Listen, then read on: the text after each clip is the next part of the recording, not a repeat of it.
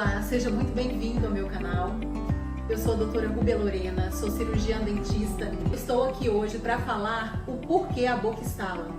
Você já observou que algumas pessoas, ou às vezes até você mesmo, quando abre a boca ao máximo ou quando mastiga, escuta um cloque aqui na articulação da nossa mandíbula?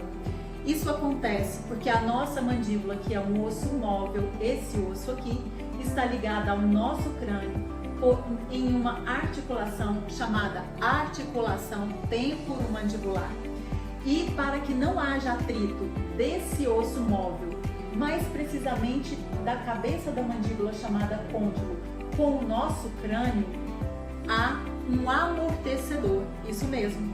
E esse amortecedor tem o nome de disco articular.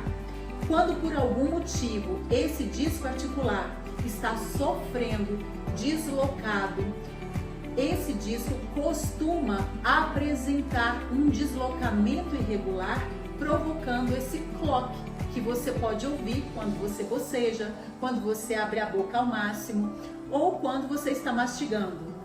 Quando esses estalos são muito frequentes ou podem ser acompanhados até mesmo de dor pelo deslocamento, você está tendo um deslocamento do disco de forma patológica. A engrenagem dessa articulação não está boa. Você ouve esse barulho de cloque.